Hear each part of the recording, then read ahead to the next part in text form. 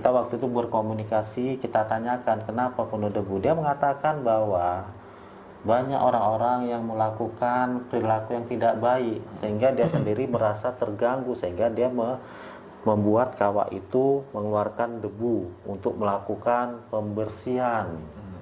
Itu yang dilakukannya. Jadi saudara Prabu, ya kita katakan di kedudukan 6 ini adalah iblis. Iblis yang bisa dikatakan dia tahu agama, tapi belum tentu dia memeluk agama itu. Dan pada umumnya seperti itu. Tapi dia ada yang baik, ada yang tidak baik. Nah, emang kadang-kadang orang pemahamannya mungkin berbeda dengan kami, itu kami katakan silakan. Karena itu yang tidak ada masalah, itu yang kami yakini. Dan pembelajaran yang kami terima. Karena kami juga melakukan penerawangan di alam iblis tersebut, bisa kami lakukan, sehingga pada waktu Tangkuban Perahu kami bahkan dapat izin dari Gusti Allah untuk memanggil dan berkomunikasi. Begitu saudara Prabu ya. Benar, seperti itu. Nah, mungkin saudara Prabu bisa melakukan penerawangan di sini. Saudara-saudara sekalian, yang kami lakukan penerawangan ini bukanlah kami berpura-pura untuk menerawang. Tidak bisa pura-pura atau tidak bisa suka-suka melakukan penerawangan di kegaiban. Taruhannya adalah nyawa. Yang kami lakukan ini adalah sebenar-benarnya yang kami dapat lakukan dengan meminta izin ridho restu Allah. Itu yang kami lakukan. Tanpa izin ridho restu Allah tidak bisa dilakukan penerawangan karena beresiko terhadap nyawa kami. Nah, saudara Prabu silakan nanti saudara Prabu lakukan dulu penerawangan di tingkat ini.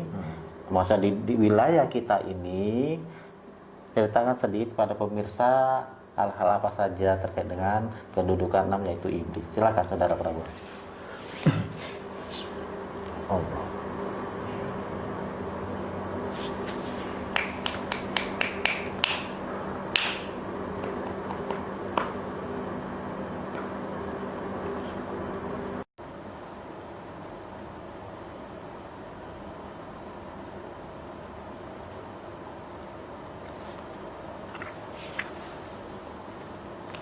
Ini tentang iblis di daerah sini Kuwayu ya. Kalau di daerah komplek kita ini nggak ada, tapi ke luar komplek jauh ke sana ada satu tiang tower. Nah, di daerah situ ada istana iblis. Dihuni sama iblis, gitu. Iblis ini sifatnya gitu Kuwayu. Pembangkang. Ini iblis yang jahat. Ini iblis yang jahat. Pembangkang nggak nurun lawan Gusti Allah, semua dilawannya. Nggak peduli manusia dimakannya. Termasuk ini cerita ibu tadi itu tentang kuyang, leak, itu sama itu iblis. Nah, itu penghormatan terhadap iblis dibuatlah seperti itu. Ada wujudnya petari. Warnanya merah. Ada tanduk Iblis. Tapi tatapan mereka iblis itu nggak kenal gini, muka iba, gitu nggak ada. Wah kejam. Kita belum bisa ngomong dipotong lehernya sama dia. Iblis. Dan banyak manusia bersekutu dengan silumannya daripada iblis. Karena jarang gitu Kiwayu. Orang mau berhadapan dengan iblis itu jarang. Semua ditentang ya Gusti Allah ditentang, apalagi kita ini ya gitu. Ini iblis yang bandel, jahat, pembangkang. Wah semua kerjanya nggak kena bunuh. Tumbal mah nggak kena tumbal di Kiwayu, mau tinggal makan besok mati orangnya. Itu seperti itu. Ini cerita padanya. Iya betul. Itu aslinya iblis. Kalau iblis yang baik, iblis pilihan Allah Kiwayu, itu ada. Maka kalau ada ceritanya tentang Dajjal itu benar dulu dia baik dulunya. Gitu dia bangkang ya, terakhirlah teman-temannya si Dajjal tuh iblis-iblis pembangkang. Jadi intinya ya yang membangkang itulah yang bisa katakan yang tidak baik ya. Jadi siapapun juga manusia juga bangga ya juga tidak baik, pada Allah juga ya tidak baik. Itu lebih kejam iblis Kiwayu. Lebih kejam. Iblis mah nggak kenal belas kasih, udah minta ampun pun dibunuh sama dia. Termasuk Lea tadi, Lea apa ibu bilang tadi apa ya? Kuyang-kuyangnya jalan. Kuyang. Ah itu cerita tentang kuyang sedikit deh Kiwayu. Silakan. Kebanyakan itu yang benar dari Kalimantan. Dari Kalimantan, Bali itu bisa dibilang sedikit. Gudang elek itu Kalimantan. Aslinya bukan di Bali itu lain cerita, cuman tuh Lea, tapi Lea ini iblis kecil bandel. Kuyang itu kuyang. Jadi tingkatannya di bawah iblis utamanya Utama gitu. iblis besarnya itu ya raja-raja iblis. Raja-raja iblis. Nanti ada di kita cerita kedudukan yang lain, tapi di sini kedudukan iblis di kedudukan 6. Jadi kalau ada orang yang bersekutu dengan iblis, itu adalah orang yang sakti, begitu ya Prabu ya? Iya, sakti banget. Sakti. Karena apapun yang dimintakan oleh manusia yang bersekutu tadi terhadap iblis, iblis itu menjalankan itu lebih cepat terjadi. Dan bahkan jin-jin aja belum tentu bisa mengalahkan. Jin Islam sendiri belum tentu bisa mengalahkan iblis. Buktinya ada kiai, ini bukan cerita tentang apa Kiai Imam, saya potong dulu. Iya, silakan. Ada kiai memakai jin Islam. Iya. Nah, pasien dia kebetulan iblis. Iya. Iblis kelas tinggi. Disuruh ngaji balik lah. Iblisnya nggak ada kepanasan. Bukti nyata kan Kiai banyak Iya. seperti itu. Belum siap dibaca Quran, 1 ayat saja, 1 juz dia udah tamat katanya. Dibaca dia santai aja, itu iblis kelas tinggi. Dia udah mempelajari duluan sebelum jin itu. Makanya tingkatnya lebih tinggi, lumrah kan gitu Kiai. Iya. Jadi kalau udah Ustadz bilang iblis nih gini, apa iblis itu gini, dibaca gini, nggak tergantung ustadznya itu setinggi apa. Kalau dia nggak punya ilmu di atas iblis itu, nggak akan bisa bacakan ayat Allah tuh bikin iblis itu panas. Dia harus lebih tinggi dari iblis itu, bacakan ayat Allah, ayat-ayat Gusti Allah, baru dia bisa kepanasan. Tapi kalau itu Berarti ada hanya orang-orang tertentu yang memiliki yang namanya izin dari Gusti Allah di tingkat yang lebih tinggi dari iblis baru bisa menggunakan. ya benar. Nah ini Ayat-ayat. ada sedikit izin Kiai, saya potong dulu. Iya. Banyak di YouTube, ini bukan nyinggung orang YouTube, tersinggung pun ya nggak apa-apa sih. Ya, nggak nggak apa-apa, masalah. kita kan menceritakan apa apa adanya. adanya. Jangan bohong-bohongan di YouTube, kami cerita apa adanya kan gitu. Iya. Ini sedikit saja kok, jangan tersinggung. Saya nggak ceritain orang, cuman yang di YouTube kan banyak orang Kiai. Iya, betul. Ada yang pernah nangani orang, saya anak Dajjal, saya keturunan Dajjal. Lah dia jumpa Dajjal belum pernah kok tahu pula keturunan. Terus saya pusing. Dan lucunya lagi, yang ngomongin itu dia cuma punya sekelas jin biasa. Mana bisa nerawang gitu. Mana bisa nerawang anak Dajjal? Dari mana tahu pula Dajjal punya anak? Emang Dajjal pernah nikah? Kalau pengikut setia Dajjal ada. Udah gitu Dajjalnya aja senior, saking seniornya itu Allah sampai ngutuk dia loh, kan gitu Ki Wahyu. Iya, betul. Dikutuk. Nanti lahir lagi waktu mau kiamat kan bener Ki Wahyu, tandingannya rasul-rasul. Dan penerus rasul-rasul ke depannya, sakti-sakti gelarnya tinggi-tinggi. Itu yang beneran ada di Quran pun beneran ada. Jadi yang bagi yang ada channel YouTube-nya punya seperti itu, wah itu bohong. Kesurupan gini gitu, saya Dajjal gini-gini. Wah, itu bohong. Kalau memang itu Dajjal dicekek aja, orang dia cuma punya yang menangnya kesurupan cuma jin. Cekek aja udah. Masa Dajjalnya dibacai ayat Gusti Allah langsung panasan. Dia bukti dikurung santai aja ya. Allah sampai marah-marah pun santai dah. Lucunya lagi Gusti Allah tuh menyebut nama Dajjal. Dia bakal lahir kembali nanti. Ada lagi waktu kiamat untuk mengetes manusia. Kan memang benar ada di Quran kan Ki Wahyu. Nanti dibangkitkan lagi. Saktinya kebangetan. Masa nangani anak Dajjal kayak gitu, anak Dajjal yang ketakutan. Itu bukan anak Dajjal. Itu pandai-pandai dia gitu. Di YouTube nih banyak yang pandai-pandaian Ki Wahyu lah. Saya ngomong apa adanya. Bagi nggak suka lo tidak masalah. Mau diracun apapun lo tidak masalah. Yang penting kami cerita padanya. Jadi jangan yang suka bohong itu bohongi orang-orang awam. Bodoh lah. Ada juga yang nggak standarnya sekelas jin yang kesurupan anaknya Dajjal. Loh, Dajjal wes iblis Ki Wahyu. Melebihin. Masa dia kalah? Kan bikin malu gelar iblis. Iya. Kan gimana logikanya kan gitu. Ya benar. Nah, nggak mungkin, udah Iya. pasti itu akal-akalan. Gitu loh. Bahkan sebetulnya Dajjal itu lebih tinggi dibandingkan iblis.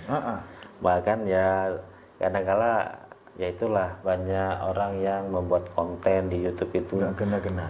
suka-suka. Itu resiko. Saya katakan tadi itu taruhannya nyawa. Benar. Jangan menyalahkan makhluk Allah yang lain, mengatasnamakan, karena orang juga nggak terima. Jangan dikatakan mereka ketika kita membuat konten ini, kita ini banyak disaksikan oleh makhluk-makhluk gaib. Nah, sehingga ketika kami membuat konten, kami juga memohon pada Allah untuk perlindungan diri kami. Karena ini banyak hal-hal yang sifatnya bisa katakan, ya kalau kata rahasia ya nggak mungkin diceritakan ya, tetapi ini jarang diceritakan oleh orang-orang lain. Nah, karena katakan tadi bahwa itu jelas kedudukan ini yang saya sebutkan sekarang, saya bercerita sampai kedudukan 6 yaitu iblis, itu menandakan kekuasaan dan kesaktian. Tapi ada hal yang lain yang nantinya kalau kita berbicara terkait dengan kedudukan itu manusia yang dimuliakan oleh Allah, kan begitu. Benar. Itu ada hal yang lainnya. Jadi tapi kalau kita berbicara norma umumnya, kedudukan ini menandakan tingkat kesaktian, kekuasaan yang Allah berikan kepada para pemilik kedudukan, begitu ya, saudara Prabu ya. Jadi seperti itu. Nah, saudara-saudara sekalian, jadi sudah kami ceritakan kedudukan ke-6. Sekarang kita naik tinggal 2 lagi kedudukan, yaitu kedudukan ke-7. Kedudukan ke-7 itu adalah kedudukan para raja-raja gaib jin-jin Islam dan misalkan jin-jin, jadi raja-raja jin. Jadi kalau di kedudukan 4 itu ada jin dan ada raja, kedudukan 7 ini dari raja jin ada lagi rajanya. Dan juga selain raja-raja jin, ada lagi, atau kita sering raja-raja gaib, ada lagi adalah raja-raja iblis. Iblis di 6 tapi dia punya raja di iblis, itu ada kedudukan. Ini menandakan tingkat kesaktian. Contohnya kalau kita katakan ya saudara Prabu, Gunung Krakatau, itu kan ada yang namanya penguasa Danyang. Nah itu masuk kategori kedudukan 7 ini ya saudara Prabu. Benar, itu raja. Raja. Jadi di kedudukan 4 ada raja jin. Ini lebih tinggi lagi kedudukan 7. Benar. Jadi ini Danyang penguasa. Itu sangat-sangat, bisa katakan bahasanya sangat-sangat sakti lah kalau kita berbicara. Saktinya nggak ketulungan. Nggak ketulungan itu karena dia sudah mendapatkan restu izin Allah. Jadi yang mungkin dia pernah katakan bertapa atau berbuat kebaikan, itulah dia berdoa selalu, itulah dia mempunyai, akhirnya di sini mempunyai gelar sebagai Danyang penguasa. Ini sangat-sangat sakti. Nah itu kedudukan 7 artinya seperti apa? Kalau orang memiliki istilahnya izin sampai dia mempunyai yang katakan pasukan ya saudara Prabu gitu ya bahasanya lah, pasukan adalah pasukan di kedudukan 7, dia bisa menghabisi semua kedudukan 6, bisa dia kalahkan 5, 4, 3, 2, 1 sampai dasar itu bisa dia musnahkan. Artinya inilah penguasa, ini berbicara terkait dengan tingkat kesaktian, begitu saudara Prabu ya. Dan itu jarang orang memiliki ini. Begitu saudara Prabu ya. Di sini kami tidak akan melakukan penerawangan karena itu kedudukan yang tinggi dan sangat banyak rahasia di situ. Kenapa? Kami juga harus ya bisa katakan harus doanya udah harus lebih lah bahasanya. Bukan, tapi izin Kiwai ya. Kalau mau ceritakan satu keajaiban Allah saja pun boleh. Silakan. Ini kalau kasih izin Kiwai apa silakan. boleh, tapi ini nggak akan pernah nyinggung agama atau apapun. Iya, ini betul. cerita yang baiknya aja. Yang baiknya betul, Kalau silakan. ini Ini sebagai pemahaman supaya pemirsa tahu kedudukan 7 ini. Silakan saudara Prabu. Dan dibilang Kiwayu kan gitu Kiwayu kan gitu Bu. Raja-raja kelas tinggi jin dan iblis, salah satu contohnya sudah terbukti di Indonesia. Dan yang pernah megang gelar itu adalah Nabi Sulaiman dulunya. Nah, ini terbukti di Al-Quran pun memang ada. Di, apapun nggak ada yang tersinggung di sini kan. Gitu, Karena itu berdasarkan diceritakan. Tertulis. Betul. Dia pernah megang gelar rajanya raja gaib dahulunya. Nabi Sulaiman. Makanya bisa wujudkan raja-raja kelas-kelas tinggi jin maupun iblis yang setia sama Gusti Allah untuk memerangi Fir'aun. Gitu. Itu dia. Ini satu contohnya saja. Satu gelar dia raja. Dan pasti dia punya tingkatannya raja-raja semua. Tapi dia pimpinan paling tingginya manusia. Makanya ada pepatah ngomong, bukan pepatah ngomong, pun tertulis di Al-Quran. Lebih tinggi martabat manusia daripada gaibnya Allah yang lain.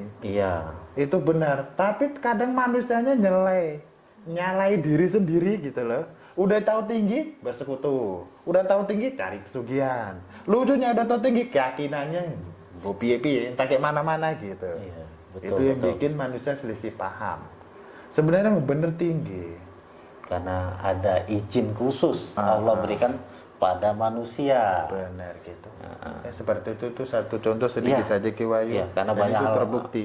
banyak hal yang lain nanti kalau suatu saat kita diberikan izin untuk bercerita terkait dengan Nabi Sulaiman, ya mungkin akan kami ceritakan, karena saya sering mengingatkan, sering berbicara bahwa tidak boleh kita itu pintar-pintaran di dunia gaib.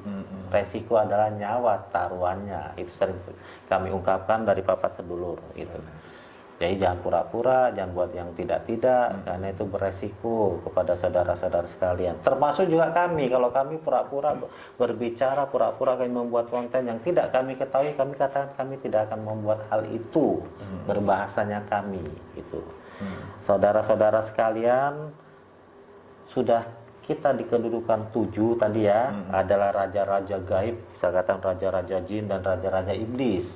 Ini mempunyai kedudukan yang tinggi dan mempunyai kesaktian, bisa katakan kesaktian, kehebatan yang Allah berikan kepada mereka.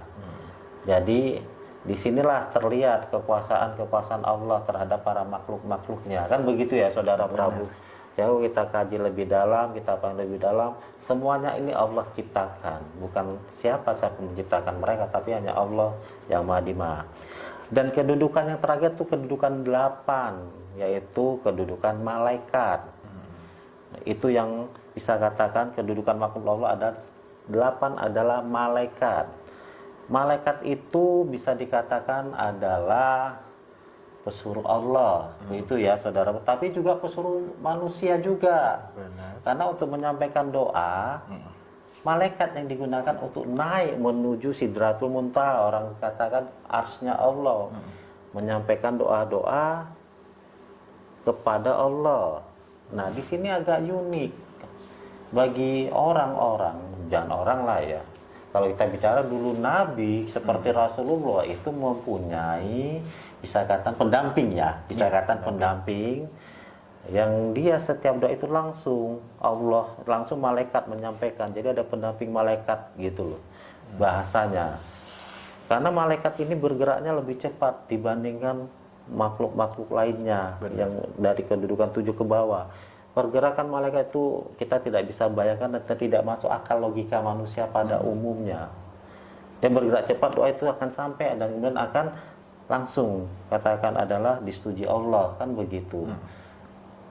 Jadi kalau kita katakan apakah ada orang mempunyai pendamping-pendamping malaikat, itu kalau Allah berkehendak dan memilih ya sah-sah saja, suka-sukanya Allah. Tapi siapakah itu ya kami juga tidak bisa bercerita di sini. Begitu ya Saudara Prabu. Benar, nah, karena kita khawatir, kita juga sendiri apakah sudah punya izinnya. Kan pertanyaannya begitu. Jadi sini yang perlu kami sampaikan bahwa kedudukan makhluk Allah yang Allah ciptakan dari 1 sampai 8, yang nomor 8 adalah malaikat. Inilah yang tugasnya malaikat, salah satu saja saya katakan, malaikat itu menyampaikan doa. Jadi kita hanya bicara pada malaikat nyampe doa. Pembelajaran lain jenis malaikat banyak. Nah, itu kami tidak membahas di sini, tapi kita berbicara kedudukan malaikat. Di situ adalah malaikat yang sangat suci, yang selalu patuh kepada perintah-perintah Allah. Seperti itu. Mungkin ada hal yang mau ditambahkan Saudara Prabu terkait dengan kedudukan malaikat ini, yang pada umumnya mungkin ada yang pernah Saudara Prabu ketahuin gitu loh. Silakan Saudara Prabu. Ya, ini ada sedikit koyu, sedikit saja. Ya. Jangan salah paham dengar omongan saya, dan ini memang diakui adanya seperti ini. Tentang Rasulullah dapat petunjuk langsung dari Gusti Allah, wahyu kan petunjuk kan gitu Ki Wahyu. Dah hadir. Rasulullah kan manusia toh. Iya. Bedanya dia sama kita. Dia manusia pilihan dan dipilih langsung oleh Gusti Allah untuk menjalankan tugas dan kerjanya dia. Gitu. Ada juga manusia nggak dipilih Allah tapi ada fasilitasnya, ini dia. Ini yang sangat unik ya. Ini sangat unik dan diakui. Sampai sekarang pun memang ada. Tidak usah jauh-jauh. Di Jawa ini banyak. Tapi nggak banyak. Sedikit. Yang bilang banyak itu adalah cuman gurunya. Ada Ini bukan menyinggung atau apapun, zaman dulunya ini zaman dulunya Zaman Ki Wahyu, dulu, zaman betul. dulu. Pesantren yang baik banget gurunya. Dia punya fasilitas itu untuk sholat di rumah. Yang pernah dengar kabar ini benar adanya. Sholatnya di rumah, tapi wujudnya di Ka'bah, di sana, di Arab, Di Arab. di lingkaran Ka'bah itu sholatnya di sana dia. Itu benar. Dan itu memakai fasilitas langsung dari Gusti Allah. Bisa dibilang ya malaikat. Malaikat. Itu salah satu contoh keajaiban Allah. Nah itu dia, ini zaman dulunya. Kalau sekarang ya sedikit ya, dan bisa dibilang rahasia. Karena nggak ada yang seperti dulu lagi manusia gitu. Punya keluhuran yang sangat-sangat luhur. Sekarang banyak manusia pura-pura baik. Udah. Munafik, ngetop, ngomong enggak, ngetop. Nah, kita ngomong jujur ya harus ngetop juga. Iya. Gitu. Tapi ya seperti itu satu contoh sedikit saja. Iya, baik. Contohnya juga ada Rasulullah manusia, Iya. bunda disayang, ada fasilitas malaikatnya kan gitu Ki Wahyu? Iya, betul. Gitu. Kalau tidak, nggak mungkin dia bisa menjalankan amanat Allah untuk menyampaikan ajaran kebenaran. Isra Mi'raj dibersihkan oleh malaikat. Lah, udah jelas itu kan Ki Wahyu. Iya. Itu manusia juga, bedanya pilihan. Pilihan. Kita nggak dipilih. Kita nggak dipilih, sehingga kita tidak punya gelar. Iya, iya. Gelar kita adalah manusia. Manusia. Kalau Rasulullah gelarnya ya Manusia Nabi, pilihan. Rasul. Nah, seperti itu. Jadi Mas Baru mau nanya mengenai malaikat. Ini banyak nih di YouTuber nih, YouTube. Kok manusia bisa pakai kamera nge-shoot itu ada malaikat di atas awan dan terbang-terbang. Itu sebenarnya beneran atau cuma editan? Ini sedikit deh Ki Wahyu. Ya, silakan. Itu semua editan. Editan. Jadi Editan. nggak bisa Nggak. kamera. Belum ada kamera asli nangkap malaikat. Karena itu cuma rahasia Allah. Dan cuma diceritakan oleh Rasulullah dan Rasul-Rasul lainnya yang membawa petunjuk untuk Rasul-Rasulnya dari Allah. Malaikat diutus oleh Gusti Allah untuk mengasih petunjuk ke Rasul-Rasulnya dan diajarkan ke kita. Layar lampat agama gitu. Kalau kamera sampai sekarang belum ada. Itu semua bohong. Jangan salah artikan. Itu semua bohong. Gitu, bohong. Wah, kayak di pesawat, penumpang pesawat terbang tuh kamera ada awan putih meset itu kata bilang tuh malaikat atau binatang air. Bukan, itu editan. Editan ya. Kadangkala memang ada kejadian itu karena dia juga bingung untuk menceritakan. Ya dia ceritakan saja malaikat, kadang kan itu suatu hal yang baik. Kan perkiraan saja. Orang dia tuh belum pernah melihat malaikat, sehingga kita kapan kamu melihat malaikat? Kan Ya, logikanya seperti itu, gitu. Karena malaikat itu tidak sembarangan. Dan orang-orang tertentu saja yang mempunyai fasilitas itu. Iya, benar. Dan tidak bisa sembarang. Begini, malaikat itu makhluk Allah yang sangat patuh kepada Allah dan suci. Apakah mungkin manusia yang bisa katakan ya saudara Prabu punya dosa kemudian bisa melihat dengan gampang malaikat? Itu saja pertanyaan kita. Kan tidak masuk akal, logika nyatanya saja tidak masuk akal. Nah, kalau malaikat kemudian wujud, ya suka-suka Allah mewujudkan malaikat itu wujud di mana. Kalau tiba-tiba ada orang yang melihat, itu memang karunia-Nya melihat malaikat, tapi juga belum tentu dia bisa bercerita bahwa itu malaikat. Iya. Jadi tidak gini ya. Kadang-kadang manusia itu pintar-pintaran, Pandai-pandai. pandai-pandaian, suka-suka bercerita, padahal itu belum tentu benar. Tapi itu pula yang ngetop Ki Wahyu. Nah, ya itulah yang namanya manusia sekarang yang aneh-aneh, yang tidak benar bisa ngetop. Kadang-kala kita bercerita sesuatu yang ini, kadang-kala orang akan membantah. Ya tidak apa-apa, silakan saja. Prinsip mah bebas. Nah, yang penting kami sendiri di sini bercerita ya berdasarkan keyakinan kami dan pembelajaran kami. Dan apabila dalam konten ini nanti orang tidak terima atau tidak bisa katakan apa ya, bahwa konten kami seakan itu bohong, yaitu sah-sah saja menilai seperti itu. Intinya bagi kami keluarga besar Pak Saudul bercerita itu ya seperti ini yang kami ketahui dan kami yakini apa adanya pembelajaran kami. tidak mesti semua orang mengikuti pemikiran kami. Yang tidak ikut ya tidak apa-apa, berdiskusi ya monggo. Kan seperti itu, toh kami tidak menyinggung siapapun. Benar. Jadi orang punya pendapat itu ya sah. Tidak mungkin semua orang nanti akan oh sama pemikiran dengan kami, tidak. Pasti akan berbeda, ya boleh. Tidak ada hal yang apa yang bagi kami ya sudah, Anda beda pendapat dengan kami ya sah, boleh. Anda setuju dengan cara apa yang kami sampaikan ya boleh, hak-hak Anda saja. Saya bilang ini keyakinan yang kami pelajari, dan kami pun tidak pernah dalam konteks kami itu memaksa orang sesuai dengan yang kami yakini. Itu hak pribadi masing-masing, saudara tahu seperti itu ya. Nah, seperti itu Kiai. Oke. Jadi sepertinya kedudukan tadi kita bicara kedudukan makhluk Allah. Yang kedudukan pertama saya review lagi adalah alam ruh. Itu kedudukan pertama. Kedua adalah kedudukan manusia, baik manusia nyata dan manusia bunian. Kedudukan tiga adalah alam setan, kedudukan setan dan setan dan dedemit, orang mengatakan.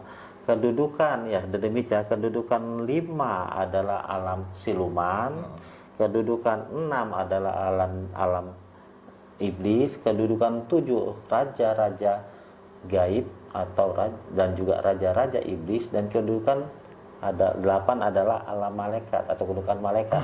Ini menandakan kesakti. Kalau ada yang bertanya mana yang paling sakti, kan begitu biasanya. Yang paling sakti adalah ya malaikat, karena dia yang suci. Kalau sudah suci, dia punya hak-hak istimewa yang Allah berikan di situ. Jadi di sini kalau ada orang yang mengaku dia punya kesaktian, kita bisa melihat batasan mana fasilitas Allah ini, di kedudukan mana dia gunakan. Kalau dia punya kedudukan adalah kedudukan 6, dia menggunakan fasilitas iblis. Kemudian ada orang di kedudukan 4 atau kedudukan 5, kemudian mengadu kesaktian, otomatis secara nyata kedudukan 6 pasti akan menang dari kedudukan 5 dan kedudukan 4. Itulah bahasanya. Apalagi kalau orang mempunyai kedudukan fasilitas kedudukan 7 ya, ini akan kalah kesaktiannya. Dan orang yang memiliki fasilitas kedudukan 7 itu ya bisa katakan kita sendiri nggak tahu gitu ya, kita nggak mau bercerita. Ya cuma Rasul. Nah, punya kedudukan 7, 8 itu udah. Kalau tadi kedudukan 7 adalah Nabi Sulaiman, itu punya kedudukan hak di situ. Kemudian kalau kedudukan 8 ini mungkin yang pilihan-pilihan Rasul pilihan. Nah, apakah masih ada di dunia ini? Kami tidak dapat bercerita di sini. Itu ya saudara Prabu, kan itu rahasia Allah. Dan biarkan rahasia Allah, Allah saja yang mengetahui. Untuk apa juga seandainya kita ceritakan, khawatir kita salah dan keliru. Walaupun betul apa suatu saat yang cerita betul, belum tentu bisa diterima. Jadi begitu dulu saudara-saudara pemirsa sekalian terhadap pembahasan kami kedudukan makhluk Allah, kedudukan 1 sampai dengan 8. Nah, di sini sebelum kami tutup, mungkin ada pesan dari kami sedikit ya saudara Prabu pada pemirsa sekalian, bahwa konten ini terkait dengan kedudukan makhluk Allah itu adalah berdasarkan keyakinan kami tanpa memaksakan keyakinan orang lain. Jadi di sini kami sampaikan itulah yang kami yakini dalam pembelajaran kami terhadap kedudukan makhluk Allah 1 sampai 8. Nah, yang kedua, kami juga dalam membuat konten ini tidak bisa sembarangan untuk berbicara. Bermain-main di gaib itu punya resiko yang sangat tinggi, karena tidak bisa kita pandai-pandaian, pintar-pintaran berbicara tentang kegaiban, karena nyawa bisa menjadi taruhannya. Jadi seperti itu saja dulu saudara-saudara sekalian. Terima kasih atas perhatiannya. Kami keluarga besar Papat Sedulur mohon pamit.